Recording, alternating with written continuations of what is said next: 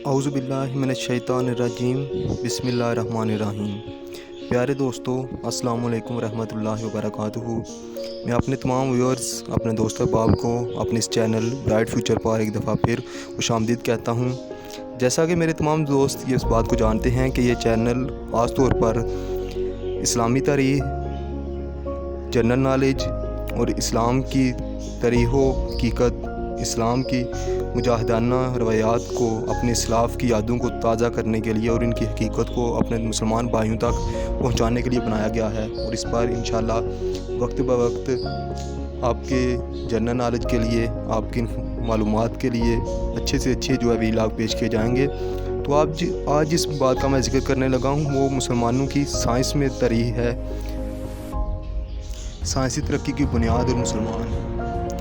آج تو بڑے افسوس کے ساتھ یہ بات کہنی پڑتی ہے کہ یورپ سائنس کی ترقی کی ہواؤں کو بھی پیچھے چھوڑ گیا ہے۔ یورپ آج چاند سے بھی آگے جا چکا ہے۔ ترقی کی راہیں تو اس کے لیے ایک رستہ یا سانپ بن چکی ہیں، لیکن مسلمان اپنی ہی حقیقت کو بھول چکے ہیں۔ تو بات یہاں سے شروع کرتے ہیں کہ عرب کے صحرا میں جب اسلام کی بنیاد رکھی گئی اور اسلام رب ذوالجلال کے کرم سے اور مسلمانوں کی مجاہدانہ صلاحیتوں سے پھیلا، 4 براعظموں پر غالب آ گیا، تو اس کے ساتھ مسلمانوں نے علم کی راہ میں بھی سوچوں کو پیچھے چھوڑ دیا۔ 10ویں صدی عیسوی کی بات ہے، جب کہ پورا یورپ جہالت کی زندگی بسر کر رہا تھا، تو دوسری طرف مسلم سائنسدان، کیمیاء دان علم کے میدانوں میں بہت آگے نکل چکے تھے، جن میں خصوصاً نام جابر بن حیان، ابو ریحان البیرونی، ابن بطوطہ الحوازمی، ابو سینا اور بہت سے ان کے ساتھ دوسرے سائنسدان، کیمیاء دان قابل ذکر ہیں، جنہوں نے سائنس کی بنیاد رکھی۔ آج کے مسلمان تو یورپ ہی کو سائنس کا گھر اور بنیاد مانتے ہیں، کیونکہ خود اس طرح غیر ضروری تقریبات میں مشغول ہیں کہ اپنی اصل تاریخ اور سائنس کو ہی بھول چکے ہیں، اسی سے ناواقف ہو چکے ہیں اور اپنے اسلاف کے کارناموں کو بھول چکے ہیں۔ بلکہ بہت سے مسلمان تو ایسے ہیں، ہمارے اقوام میں بہت سا انسائکلوپیڈیا میں تو یہ پوزیشن ہے کہ مسلمان اس حقیقت سے، اپنے اسلاف کے کارناموں سے واقف ہی نہیں۔ انہیں طرح طرح کے فضول تقریبات میں، کہانیوں میں تو ٹائم پاس کرایا جاتا ہے، لیکن اپنے اسلاف کی، اپنے مجاہدین کی، اسلام کے پاسبانوں کی تاریخ ان کو معلوم ہی نہیں۔ دشمن نے وقفے سے ہماری کتب سے، جو کہ کسی بھی قوم کا ایک اپنا بنیادی حق ہے، اسے ایک خاص ترکیب سے، ایک خاص سازش سے مسلمانوں کی اصل تاریخ اور ان کے اسلاف کے کارناموں کو ان کے سلیبس سے ہی ختم کر دیا۔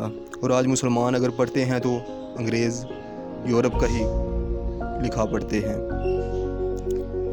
اسی پر اقبال کا بھی شعر ہے، بے شک کہ آج کا یورپ ترقی کی راہ پر گامزن ہے، لیکن صرف مسلمانوں کے علم و ہنر کی بنیاد پر ہی۔ اہل یورپ ہندوستان سے جاتے ہوئے کتابوں کا خزانہ ساتھ لے گئے۔ اسی پر اقبال کا شعر کہ علامہ اقبال نے فرمایا، وہ علم کے موتی کتابیں اپنے آبا کی، جو دیکھے ان کو یورپ میں تو دل ہوتا ہے سی پارا۔ کہ یورپ کا جو کتب گھر ہے، آج جن سائنسی ترقی کی، سائنس کی کتابوں، علم کیمیاء کی کتابوں، تمام تر کامیابی، تمام تر علم و ہنر کی کتابوں سے بھرا پڑا ہے، تو وہ مسلمان واقعہ نگاروں، مسلمان علماء ہی کی لکھی ہوئی ہیں۔ یورپ نے تو بے شمار ترقی تو ہمارے اس پاک کلام اللہ تعالیٰ کی بھیجی ہوئی ساحری کتاب قرآن پاک سے حاصل کیا ہے، لیکن مسلمان اس سے کوئی پورا فائدہ نہ اٹھا سکے، صرف اس کو گھروں میں سجا کر رکھنا ہی اسے بہت عظمت سمجھتے ہیں۔ اس لیے آپ کے سامنے آج ایک ویلاگ پیش کیا جاتا ہے، جس میں پچھلے 1000 سال میں سائنسی ترقی میں مسلمان سائنسدانوں کے عظیم کارنامے پیش کیے جائیں گے، جن میں چند ایک کا ذکر اس ویلاگ میں کروں گا۔ آپ کے سامنے اس کی تصاویر بھی پیش کی جائیں گی، تو چلیں اپنے اس کا قاعدہ آغاز کرتے ہیں۔ 12ویں صدی کے مسلمان عرب سائنسدان اسماعیل الجزاری کو 100 سے زائد مکینیکل ایجادات کا خالق تصور کیا جاتا ہے۔ ان ایجادات میں مندرجہ ذیل اشیاء شامل ہیں جن میں وہیل کی رفتار کنٹرول کرنے والا آلہ، پانی کی سطح بلند کرنے والی مشینیں، خودکار دروازے، گیئر اور وہیل، مشروبات پیش کرنے والی آٹومیٹک ویٹرس جسے دنیا کا پہلا روبوٹ بھی کہا جاتا ہے، ٹوائلٹ میں استعمال ہونے والا فلش سسٹم اور خودکار گھڑیاں شامل ہیں۔ 13ویں صدی کے مسلمان سائنسدان کمال الدین فارسی نے 2 اہم ایجادات کی، ایک قوس قزح کے بننے کی ریاضیاتی توجیہ، دوسرا ریاضی میں ایمیکیبل نمبرز کا استعمال۔ 1633 عیسوی خلافت عثمانیہ کے مشہور ہواباز لغاری حسن نے سب سے پہلے راکٹ کا تجربہ کیا۔ لغاری نے 7 پروں والا راکٹ بنایا تھا جس میں 140 پاؤنڈ گن پاؤڈر کا استعمال کیا گیا۔ یہ تجربہ سلطان مراد چہارم کی بیٹی کی پیدائش پہ کیا گیا اور راکٹ میں لغاری خود سوار تھا۔ ڈاکٹر عبدالقدیر خان وہ پاکستانی عظیم سائنسدان ہیں جنہوں نے دھات کاری، جدید مادے کی ایک قسم سے دوسری میں تبدیلی اور یورینیم انرچمنٹ میں خدمات سر انجام دی۔ پاکستان کو ایٹمی قوت بنانا اور بے شمار میزائلوں کا تحفہ دینا یہ ڈاکٹر عبدالقدیر خان کی نمایاں ایجادات میں شامل ہے۔ یاد رہے کہ یہ تمام ایجادات بین الاقوامی پابندیوں، لازمی قرضوں کی عدم فراہمی اور بغیر کسی اور ملک کے سائنسدانوں کی مدد سے حاصل کی گئیں۔ ترکی کے عظیم مسلمان سائنسدان عزیز سینکر کو 2015 عیسوی میں ڈی این اے کو درست رکھنے کا طریقہ ایجاد کرنے پر کیمسٹری کا نوبل انعام دیا گیا۔ سلیم الزمان صدیقی 20ویں صدی کے وہ پاکستانی کیمیاءدان ہیں جنہوں نے نیم اور جڑی بوٹیوں سے منفرد کیمیکل الگ کر کے دکھائے جنہیں ذہنی، اعصابی اور قلبی مریضوں کے علاج کے لیے استعمال کیا جاتا ہے۔ مصری مسلمان سائنسدان احمد حسن زویل نے لیزر، الیکٹران اور کیمسٹری کے میدان میں تحقیق کی اور فیمٹو سیکنڈ نامی تحقیق کے سلسلے میں 1998 میں بنجمن فرینکلن ایوارڈ اور 1999 میں نوبل انعام دیا گیا۔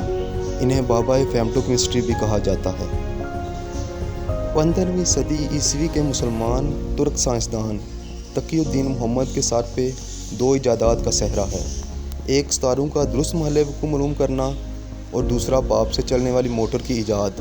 اس مقصد کے لیے ترکی میں بہت بڑی مشاہداتی تجربہ گاہ بھی بنائی گئی۔ سمیرا موسیٰ ایک مصری مسلمان نیوکلیئر سائنسدان تھیں جنہوں نے پہلی بار ایٹمی قوت کو طبی مقاصد کے لیے استعمال پر سرچ کی۔ ان کا ایک مشہور مقولہ ہے کہ میں بیماریوں کے علاج کے لیے ایٹمی قوت کے استعمال کو اتنا عام اور اتنا سستا بنا دوں گی جتنا کہ ایسپرین کا استعمال ہے۔ دوران تحقیق انہیں امریکی دورے پر دعوت دی گئی جہاں انہیں اس کی پہلی شخصیت بننے کا اعزاز حاصل ہوا جس نے امریکی ایٹمی تنصیبات کا دورہ کیا۔ دورے سے واپسی پر انہیں موساد کی طرف سے کار ایکسیڈنٹ میں قتل کروا دیا گیا۔ علی جوان وہ پہلے مسلمان سائنسدان ہیں جنہوں نے 1960 عیسوی میں پہلی دفعہ گیس لیزر ایجاد کی۔ گیس لیزر وہ آلہ ہے جس میں برقی کرنٹ کو گیس سے گزار کر لیزر پیدا کی جاتی ہے۔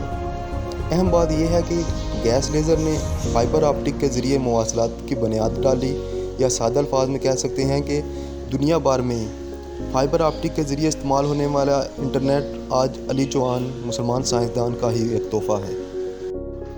ڈاکٹر عطاء الرحمان بھی ایک پاکستانی سائنسدان ہیں جنہیں نامیاتی کیمسٹری اور قدرتی پیداواری کیمسٹری میں نام پیدا کیا۔ یہ پہلے مسلمان سائنسدان ہیں جنہوں نے 1999 عیسوی میں یونیسکو سائنس ایوارڈ دیا گیا۔ یہ وہ پہلے سائنسدان بھی ہیں جنہوں نے 2010 میں دنیا کو بتایا کہ امریکہ نے الاسکا میں ہارپ نامی پروگرام شروع کیا جس سے بڑے پیمانے پہ تباہی پھیلائی جا سکتی ہے۔ اس تباہی کے مصنوعی موسمیاتی تبدیلی کا استعمال کیا جا سکتا ہے۔ آذربائیجان کے مسلمان انجینئر کریم کریموف کو روس کے خلائی پروگرام کا بانی، خلا میں بھیجے جانے والی پہلی خلائی شٹل جس میں انسان سوار تھے، وستک 1 اور پہلے خلائی اسٹیشن کا موجد بھی کہا جاتا ہے، عظیم مسلم سائنسدان تھے۔ بنگالی مسلمان انجینئر فضل الرحمان خان کو 20ویں صدی کا تعمیراتی انجینئر کا آئنسٹائن کہا جاتا ہے۔ आसमान को छूती इमारतें, पुल, स्टेडियम और दुनिया के तवील तरीन और बुलंद तरीन इमारतें ढांचों को डिज़ाइन और तमीर करने का सेहरा फजलुर रहमान खान के साथ जाता है। तामीरात की दुनिया में बहुत सी चीज़ें हैं, tube settle system, framer tubes, expressing और bundler tube system Fazlur Rahman के नाम से मंसूब हैं। बंगाली मुसलमान इकानमिस्ट मोहम्मद यूनुस को 2006 ईस्वी में माशी और माशाती तरक्की में नुमायाँ किरदार अदा करने और छोटे कर्जे यानी माइक्रो क्रेडिट मुतारफ़ करवाने पे नोबल इनाम दिया गया। इनका मुतारफ़ कराया गया तरीका आज अमेरिका, बरतानिया और तमाम यूरोपीय ममालिक के बैंकों में राइज है।